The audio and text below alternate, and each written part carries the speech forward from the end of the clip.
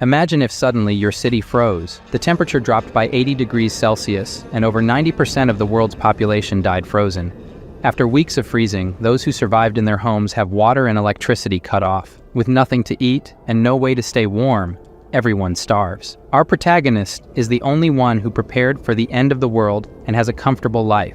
And for those who can afford his price, he can provide a little food. His price is steep. Yeah, boy. But not everything started well. The truth is, in the year 2050, a star explosion caused Earth to enter an ice age. Zhang Yi worked at a Walmart warehouse and thus managed to stockpile a lot of food. In the apocalypse, the girl he liked broke into his house with a group of neighbors and stole Al his food. She admits she tricked him into opening the door. On his deathbed, Zhang Yi swore that if he could find her in hell, he would get his revenge. For some reason, he returns 3 months back in time before everything happened. Surprised, he swears not to be a sucker for the girl anymore, to take revenge on those who deserve it, and to see his neighbors suffer, and to enjoy it as well. There are 3 months left until the extreme cold arrives. His priority is to stockpile everything he needs before the end of the world and build a safe house. As he pondered how to start his plan, a bright light passes through his eyes, and, instead of blindness, he discovers he can send things to a different dimension, like a game inventory. His idea is to accumulate here an entire supermarket of food, so he never has to worry about food and drink for years.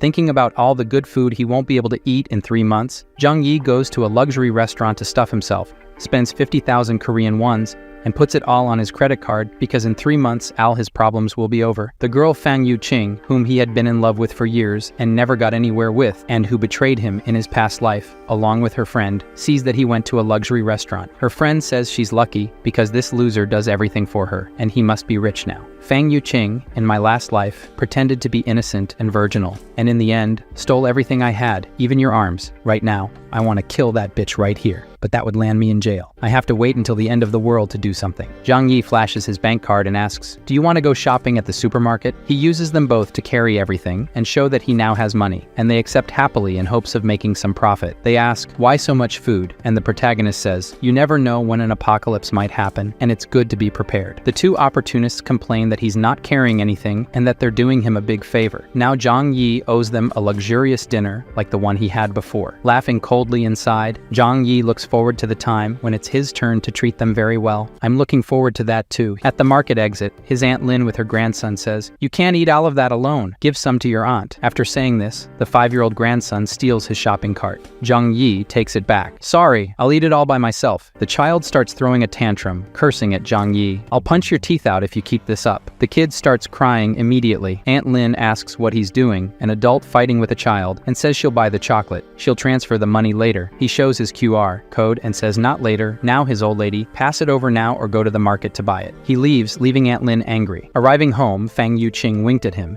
and the two told him not to forget about them. "I slammed the door in those bitches' faces." After sending the two away, Zhang Yi put Al the purchased food in storage space to see if it spoils over time. He still has a lot to do, building an impenetrable fortress with heating devices and medical supplies. It would also be great if he could get some weapons. There are 3 months left until the Ice Age. By then, he has to sell everything he has as quickly as possible and get more. The next day, looking at the storage space, he checks the freshness of the food and discovers that living creatures cannot be stored, but the food remains as fresh as when he stored it. Knowing this, Zhang Yi picked up his phone and contacted the best local restaurant, ordering 500 full meals for delivery. He explained that he would be hosting a 3-day, 3-night feast, so he needed so much food. His next step was to find his property deed and go to the bank to mortgage his apartment. Considering that after the apocalypse, money would become worthless paper, Zhang Yi decided to take out a loan with his apartment as collateral. In 3 months, he would make the payment for this loan. The manager warned that the interest rate would be a bit high, but upon hearing this, Zhang Yi rubbed his hands together, indicating that it didn't matter if the interest rates were high. He got 9 mil ion and would pay 30 mil ion in 3 months or lose his house and car. Next, he went to the best security company. A business manager approached and asked if he needed help. Zhang Yi shared his idea of building a safe house for the apocalypse. The business manager presented various plans for the protagonist to choose from, but he was not satisfied with the ones presented. He declared that the house should be reinforced with aviation materials. The balcony should use bullet-proof glass, in addition to adding an air filtration system and a 360-degree blind spot-free monitoring system. The front door should be made of the same material as bank vault doors. Additional why, he asked the manager to find a way to obtain some weapons. The business manager was surprised by these renovations and the need for weapons. He could get everything except the weapons. Zhang Yi concluded that this would turn the house into a fortress. The final plan cost 8 mil ion, and after paying the deposit, he asked them to start the work immediately. Next, he needed to obtain some weapons for self-defense. He called the owner of a hunting club and managed to get some crossbows as weapons. As soon as he returned home, the 500 full meals he had ordered also arrived on several trucks. This caught the attention of many people in the neighborhood, as they were delivery trucks from a 5-star hotel, which would cost at least 1 mil ion or so. After some time, Zhang Yi's house was filled.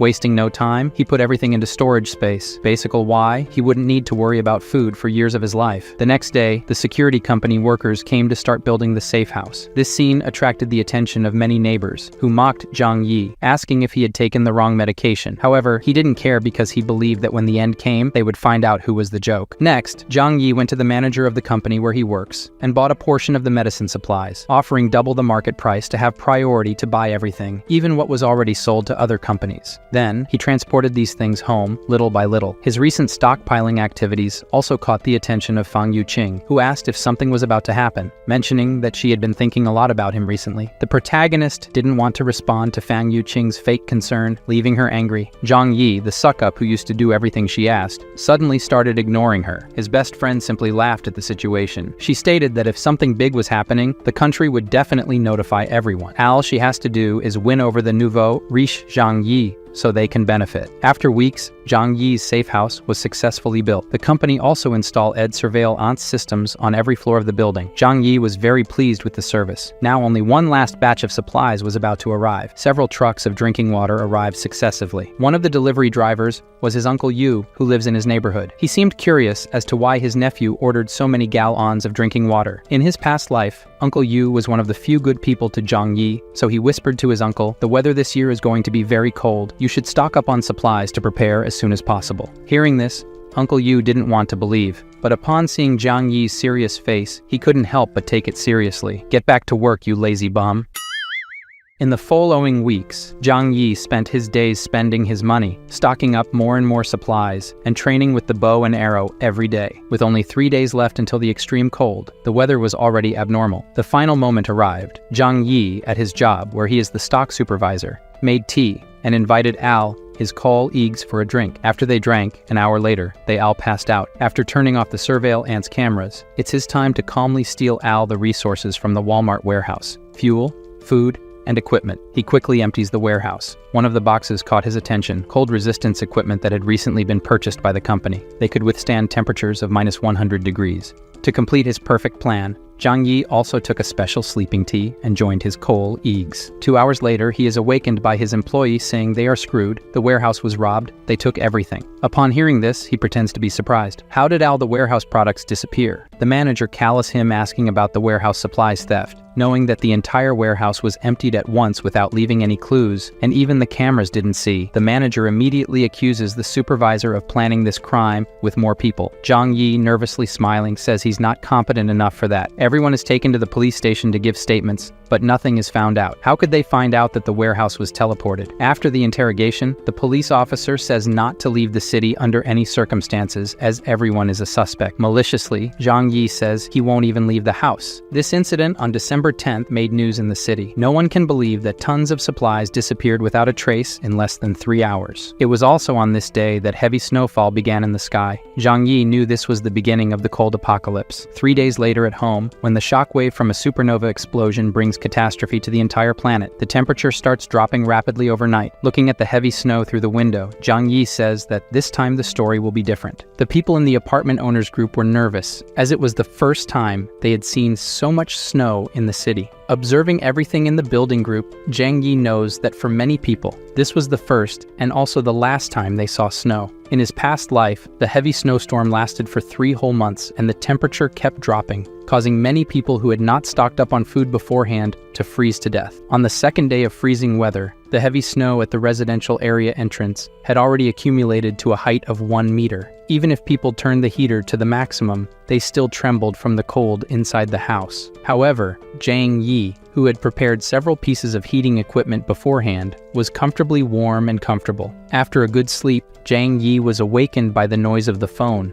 It was a call from the naughty Yu Qing asking if Zhang Yi knew about the temperature drop when he stocked up supplies every day in the last few months, and why he didn't even inform her, who likes him so much. Now she's freezing cold and eating instant noodles. Hearing this, Zhang Yi laughed and hung up the phone on her face. The damn girl got angry on the other side. She then shamelessly sent a text asking for food, and it wasn't even that way. Reading the message, Zhang Yi decided to troll a bit. He sent her a photo of a steak with wine, which she immediately recognized as top-quality Wagyu and a very expensive French wine. At that moment, the urge to have some became strong, and he asked her to eat it with him and drink wine too. Zhang Yi's response was, if she wanted, she could go to the market and buy it herself. Despite her anger, she calmed down, because she needed to please Zhang Yi to be able to go to his place too. After that, he just ignored her and went back to enjoying his meal. It was then that on the building's surveillance cameras on the iPad screen, he saw the show, Aunt Lin, who was the building manager, saying not to panic and not to fight over food.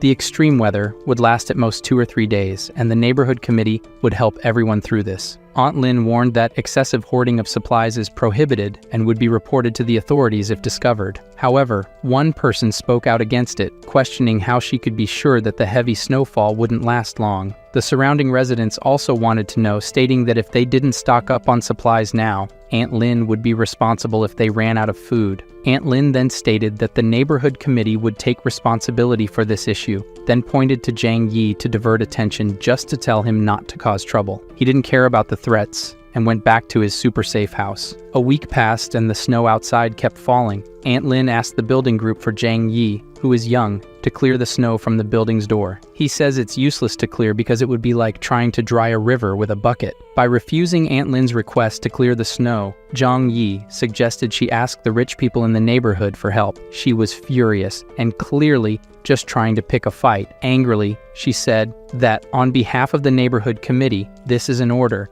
and whoever opposes the orders will be blamed by the neighborhood committee for the problems. Questioning why Aunt Lin didn't call the rich people in the neighborhood to do the heavy lifting, he proposed that Aunt Lin ask Chen Zheng how to clear the snow. Chen Zheng is a construction boss. He has employees for that, and Xing Song is a rich guy and can afford to pay if he doesn't want to help like everyone else. The authority of Tia Lin in the group was shattered, and upon reading the messages, Lin, cursing, decided to call both members of the group to clean the snow together, tagging them in the chat. Upon seeing the message, Chen Zheng immediately got angry with Tia Lin and with Zhang Yi for acting as if he owned the place. Xing Song sent an audio message in the group saying he was busy working hard and sent a photo to show how busy he was. Tia Lin was furious with the rich guy's response but didn't question anything. She just accused Zhang Yi of causing this confusion. Zhang Yi didn't bother and ignored the rest. Tia Lin was so furious that she called Zhang Yi personally to complain. He threatened her that if she kept talking nonsense and bothering him, he would kill her. Trembling with fear, she hung up and didn't say anything else in the group.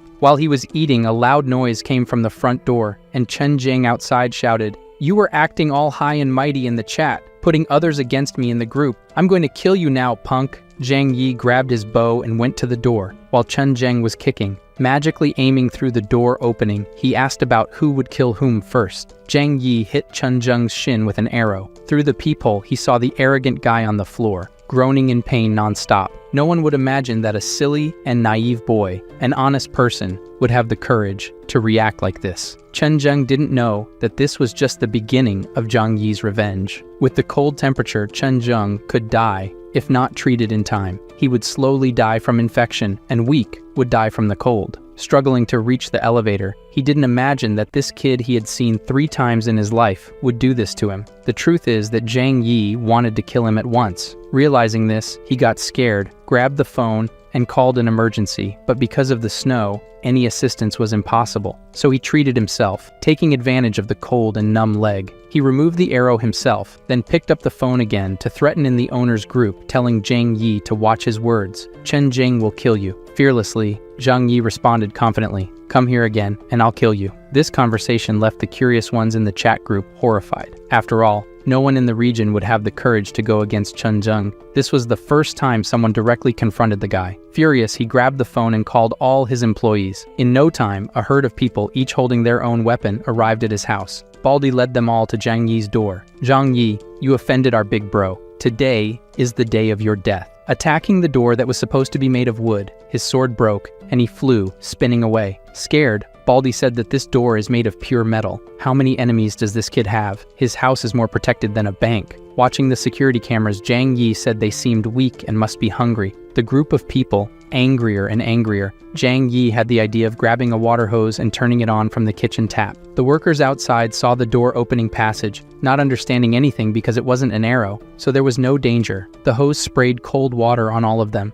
A bunch of them fell to the frozen ground. Only a few managed to escape. This scene left Zhang Yi quite satisfied. In this freezing cold, cold water is more dangerous than weapons. In Chen Jing's house, 3 of them who escaped huddled together, trembling with cold. He angrily asked, "What happened?" An entire group couldn't catch a boy. The 3 explained that Zhang Yi was very clever. He put a burglar-proof steel door in the apartment. He sprayed cold water on all of us through a hole in the door. Chen Jing said he can't hide there forever. Put some men to guard his door day and night. When he needs to leave the house, get him and bring him. At the building's entrance, Uncle Yu led some people to clear the snow at the residential area's entrance, planning to dig a path to the supermarket to restock food. But they realized that, as Zhang Yi said, they couldn't dig as fast as the snow fell. After a while, they gave up and prepared to return. Watching this, Zhang Yi said that human power can't beat one of this size. Even though the television is reassuring all citizens that the country is winning the snow disaster, Zhang Yi is the only one who knows that 95% of the global population froze to death in this snow disaster. His lifelong passion sends a message asking if he's okay. If she didn't know the truth, she could be here with him in luxury. Zhang Yi says he's fine. She says she's out of food and reminds him that he bought a lot of stuff. Give me some,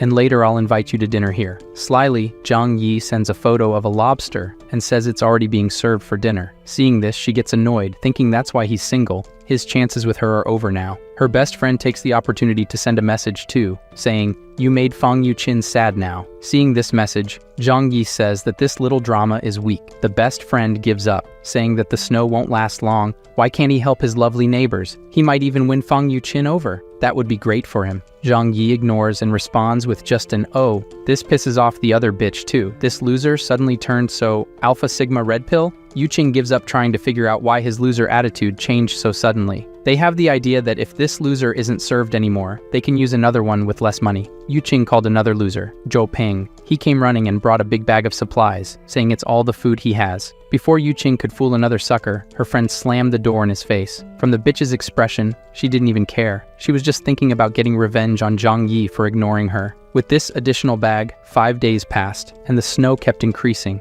While eating a piece of chicken while waiting for the real drama to begin, all the buildings were in the dark with the electricity cut off. Soon, neighbors started coming out of their homes, asking each other if they had electricity. Now, with water and electricity cut off, the heaters no longer worked. It was getting cold enough to die inside under the blankets. Before finishing the chicken, Zhang Yi was picking his teeth and turning on the generator he had bought before, or stolen, because he also did that at the warehouse. Neighborhood committee member Aunt Lin is trembling as she holds her grandson. She never expected the snowstorm to last so long. A message arrives in the group that only she has. Someone saying that this is a global snowstorm that occurs once every 100,000 years. We could be on the brink of a mass extinction event. Several important cities in the country have already been affected. Everyone must stock up on more supplies. Reading this, Aunt Lin was shocked. She never imagined the snow disaster would be so severe. Then she thought of a plan. She needs to make all residents give up their food before they receive this news. Aunt Lin posts a message in the owners group saying not to worry. This disaster is temporary. Workers are currently repairing the water and power interruptions. The authorities have issued an order. Because of these extraordinary circumstances, the neighborhood committee will manage all property owners. Those who do not cooperate will be arrested and interrogated by the police. Seeing this message, everyone becomes dissatisfied, especially Chen Zheng. But even if he is influential, if it's a police order, he has to obey. Meanwhile, Tialin continues in the group chat. Due to the seriousness of the snowstorm, the neighborhood committee has decided to collect all supplies from each owner and distribute them equally to everyone to help overcome this crisis. Upon seeing this message, Zhang Yi remembers that she did the same thing in her past life and stole food from all the residents. Tialin's mistake was sending a message privately to Zhang Yi saying, "My nephew, you work in the warehouse. I saw you last time buying 3 truckloads of stuff. You must have stocked up a lot of food. It's your turn to do your part." Zhang Yi, angry, immediately replies with an audio message. "You armed, bitch. Liar, guys." He says he ate too much and ran out of supplies at home. When she collects from the building, come share some with me." Hearing this audio made the old lady almost have a heart attack from anger. How could he have ruined everything so quickly? But realizing that she and her grandson are in dire straits and depend on Zhang Yi, the lady calms down and responds kindly. "This is an order from the organization. You have to obey. After the snow passes, I will report your good deeds to the organization." If Zhang Yi hadn't died the last time in his life, he would have believed her. So he responds, picking his teeth, "Aunt, I'm not lying. I have nothing to eat at home, and I'm hungry. How about you send me some instant noodles, please?" Upon hearing this, Tia Lin couldn't hold back and replied to Zhang Yi, "Refusing to surrender your supplies is the same as going against the organization. I will definitely report you all." Zhang Yi dismissed her and said she was nothing. This made Tia Lin so nervous that she slammed her phone against the wall, furious with Zhang Yi just like her. After not getting any advantage, Tia Lin focused on the other owners. If she could deceive some of them, it would be enough. 2 days later, with Tia Lin lying, several owners sent their supplies to the old lady's house. Seeing this situation, Zhang Yi thought that everyone was stupid, believing in someone in this post-apocalyptic world. After so long, the whole world must be in chaos. Not enough food. People could only wait to starve to death or hunt for food. Many owners began tagging Tia Lin in the chat, asking about the supplies that were supposed to be distributed equally. "Many of us have no food at home. I want food, or I'll eat you, Tia Lin." The crooked trustee responded to the demands, mocking, "You idiots. These supplies were obtained through my hard work. Why should I give them away?" At that moment, her phone rang and, seeing that it was Chen Zheng, she began to sweat cold. "What do you want with an old lady?" Chen Zheng said coldly. "Tia Lin, you really tricked and took everyone's supplies to your house." She pretended to be innocent, saying it was the arrangement of the community committee and that she was just doing her duty. Chen Zheng then said that this is perfect. 10 of them are waiting for her to distribute the supplies. Hearing this, Tia Lin tried to argue, saying, "These supplies have not been sorted yet. Some owners have not yet handed in their supplies, so we cannot start distributing them yet. So, alright," Chen Zheng, along with his starving companions, stormed her house. There is no more law in this chaos, and he smacks the old lady in the face. Today, he will be the justice. Meanwhile, Zhang Yi watched everything on the surveillance cameras, calmly eating a sausage. He also had the idea to record the action at Tia Lin's house and share it in the building group chat. Seeing that they were going to take all the food and leave nothing behind, she tried to stop Chen Zheng. "Some of the supplies here are the ones I personally stocked. Without these supplies, how will she and her grandson survive?" Chen Zheng said, "Fuck it," and kicked the old lady. The grandson, in shock, grabbed a bread knife to defend his grandmother, and he stabbed a guy's dick. After feeling the pain, the worker kicked the boy in the chest, while others laughed at him. Chen Zheng didn't show concern for this, and even said that this is what she deserves for deceiving us. "We are just delivering justice." Through the residents group, watching everything, they also applauded and enjoyed it. "You old liar, that's how you deal with scammers." They thanked Chen Zheng. Seeing these messages, Zhang Yi said that these idiots don't understand the real problem. Today, Chen Zheng invaded old lady Lin's house. Tomorrow, he may invade yours. But since all of this doesn't represent a risk for Zhang Yi, he says he doesn't care. His steel door will never fall to these guys. After a while, Tia Lin was asking for help in the residents group. "Does anyone have hemostatic drugs, wound medicine, and antibiotics? My grandson was shot by Chen Zheng. Dr. Xiaohu urgently needs these medicines for the grandson's surgery." Upon hearing this, Zhang Yi's eyes widened. Dr. Xiaohu was a kind doctor in his past life. Here we see why his eyes are turned in different directions. Tia Lin made an appeal for medicine, promising gratitude to anyone willing to provide it, but all she received was a lull from the residents. No one wanted to believe or help. Zhang Yi, seeing this, just thought it must be karma. Outside, the snowstorm lasted for over a week, paralyzing practically everything with snow, covering the entire ground floor. Even if the boy was saved by the doctor, would he live without food? Many people have heard from the news that this was a global snowstorm that occurs once every 100,000 years. The whole world was almost buried in the snowstorm. In some northern cities, the temperature dropped to less than 100 degrees C. Many residents who tried to evacuate to the south ended up freezing to death on the way. In the residents group, Tia Lin started asking for help again. "My dear grandson has been hungry for 2 days. He's just a child. Are you going to sit there and watch him die?" She was willing to pay for the supplies. Seeing this,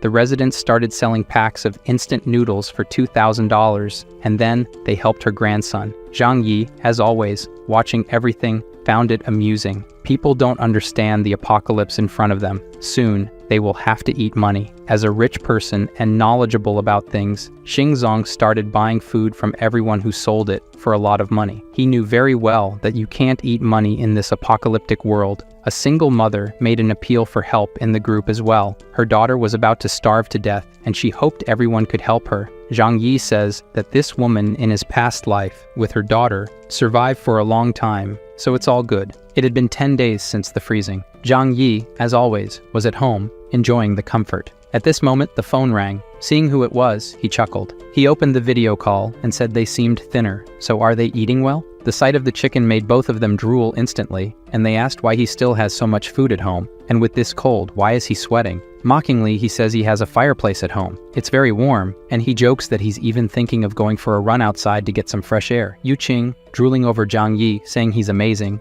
asked to take a bath inside with him. Without thinking twice, he rejected the invitation and even made a joke. The girl instantly became angry at Zhang Yi's words. It's okay if you don't want to help, but mocking them is not cool. So, is that how it is? You still think I'm a loser? Zhang Yi asked. If you want food, go find your rich boy. And he hung up the call. On the other end, Yu Qing got so pissed off that she threw her phone on the ground. Her loser wasn't a loser anymore. Her best friend still praised Zhang Yi. This guy is awesome. It's her loss for not enjoying the stuff at his place right now. He's better than the rich boys they used to hang out with. The two ended up in a fist fight because the girl wouldn't accept being called dumb. Meanwhile, the government stopped hiding the news of the snow disaster and issued a TV announcement. To meet everyone's electricity needs, power supply would only be available at night, and even then, the voltage would be sufficient only for low-power devices. Currently, all major power plants are shut down, and electricity is scarce. Everyone should use only their cell phones and a lamp or two. No electric showers. Everyone now knows that the ice disaster has no end date. After fighting for 10 minutes without losing their friendship, Yu Qing and her friend decided to be more direct. Yu Qing picked up the phone and called the loser, Zhou Peng, telling a story about how Zhang Yi wanted to tarnish his purity just because he had food. Zhou Peng, pissed off upon hearing this, said Zhang Yi was a scumbag and needed to be taken down. Seeing that Zhou Peng was furious, Yu Qing went further and misled the loser into going to rob Zhang Yi's house now. In no time, the three of them were at his door, each with a kitchen knife hidden, knocking. Watching everything through the cameras, Zhang Yi saw the ultimate loser and knew none of them had any idea about the cameras. They knocked and asked to exchange the medicine they had for food. Angry at their attempt to trick him, Zhang Yi decided to be aggressive. Grabbing the hose to spray water on them and end the problems, he changed his mind when he saw the accumulated trash can. His idea was obvious, but magically, I don't know how, he with the hose sprayed sewage on the three, leaving everything full of garbage and saying that's the food they deserve, they can eat. Zhou Peng, furious, struck the door but didn't scratch it. His hand was hurt. Laughing it off, Zhang Yi said through the speaker that the door is made of steel and they can't open it. After a while, Zhang Yi gave up on them and went to sleep. However, he suddenly woke up to the sound of a gunshot.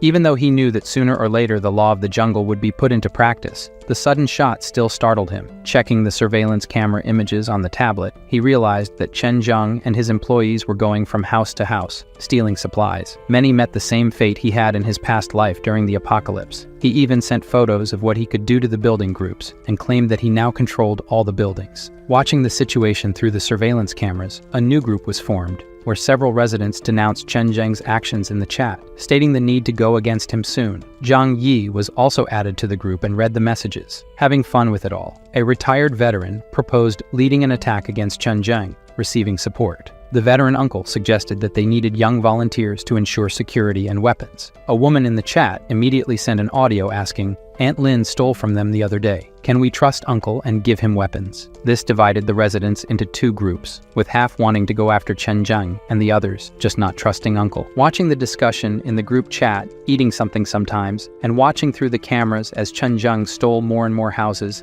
Zhang Yi decided he should do something to take this guy down because anyone who goes against him will just end up taking a bullet to the head. That's not fair to everyone. The next morning, a resident who opposed helping the veteran go after Chen Zheng called for help in the residents group. Her door was being forced open, and she would be next. It didn't take long before she was dragged out, and what had to happen happened. Yu Qing and her friends, nervous, realized they needed a plan to be the next ones to be broken into. The girl's idea was to spread the news that Zhang Yi had a stockpile of supplies and gather everyone to join forces to take over his house. They added him to the new group so he would know, but Zhang Yi didn't care and said it's okay. They argued that he should join forces with the four to protect themselves from Chen Zhang. Zhang Yi's response was simply to leave the group. This change in Zhang Yi's attitude left Yu Qing and the others astounded. How could this loser from just 3 months ago now be so firm? They began discussing how to break into Zhang Yi's house and steal his fortress. The smart glasses guy says to open the door. His friend here knows how to pick locks. They decided to try to break the lock and placed umbrellas so they wouldn't get showered with water or garbage again.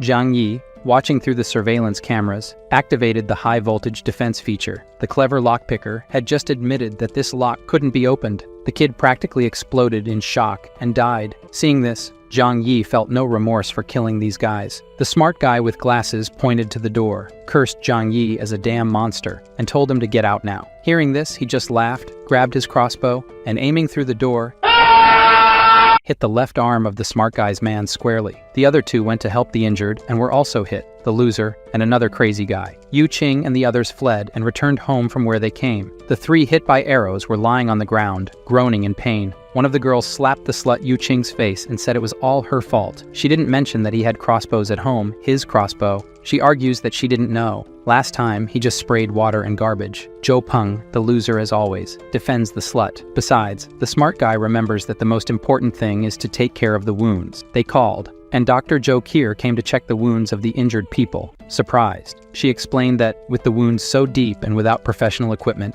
they have less than 20%. Furthermore, the iron arrow was rusty, and without antibiotics, it's certain death. The girl, who is a relative of one of the dumb kids, cries at the news and says that Zhang Yi is very cruel and did it on purpose. Until now, Dr. Cootie doesn't know who this is. Zhou Kier leaves the warning. Get medicine soon. If they remove the arrows now, it's over for them. The smart guy with glasses, at this point, must have gone crazy and said Zhang Yi must get the medicine for them. Yu Qing, thinking for once in her life, remembers that Zhang Yi suddenly changed a lot and started stocking up a lot of stuff at home. She tells the others that Zhang Yi does have medicine because she saw him stocking it before. Furthermore, no one here harmed him. They just wanted to rob his house. But since they failed, and only they got hurt, it's his fault. From the corner, there Zhou Kier, listening to everything, just thinks she doesn't know this guy, but they deserve to die anyway. The other girl blames Yu Qing for everything, and forces the slut to figure out how to convince Zhang Yi to give medicine to everyone. This time, even the loser agreed. Without the medicine, he would die too. The plan now was to try to call him, which he answered easily. She is crying on the phone and says the boys are dying, and if he can help, Zhang Yi just asks why he should. Everyone has to die sooner or later. The crazy guy's sister takes the phone to say it's his duty to help, because he injured the guys, and they were rusty. Zhang Yi then says that he used arrows like that just for them to die anyway. To add insult to injury, he even says he won't help, but Yu Qing can come live with him. At that moment, the girl takes the phone back and says yes, he's yours from now on. Do whatever you want with her, says Zhang Yi. Her blood-sucking friend says to take her too. Zhang Yi says, just come, you can come now. He starts running right away to go. Her friend tries to pull her, and she just gets a push. Get away from me, you bitch, the cousin of one of the boys says, then gives her another slap in the face and calls her a schemer. As always, the slut looks at Zhou Peng, too much of a loser, and asks for his help. He has to make them let her go and be happy with Zhang Yi. She also says that Zhou Peng is a good man, but he's poor and weak. Zhang Yi's brother is the one who can make her happy now. The kid even falls in pain now. She bolted, trying to go to Zhang Yi's house, but the others stopped her. The reason is that everything is her fault, so Yu Qing doesn't have the right to thrive alone.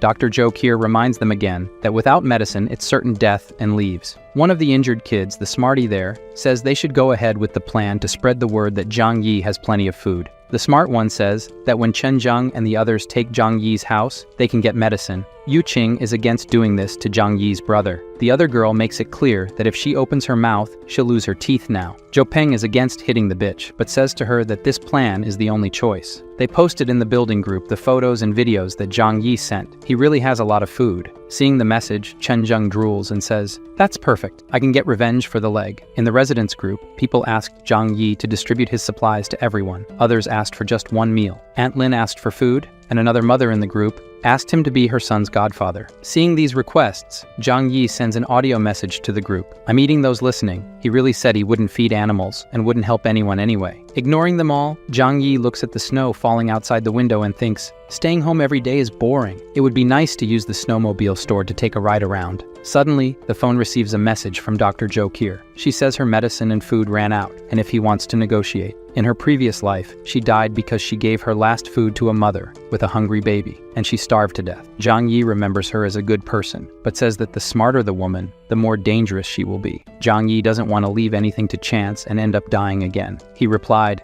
I can provide supplies, but you need to trade something for them. Seeing the message, Jo Kier says he can give her food for participating in a consultation with her. Look how cute she is, thinking she doesn't even know this guy. And now, Zhang Yi says instead he can provide medicine and food, but she needs to do him a favor. Zhang Yi needs her to be his spy and inform him of the residents' plans. The deal is that, accepting it or not, it's her choice to follow the crowd and die like everyone else or stand by his side. She wonders for a moment if this is right, but decides to accept.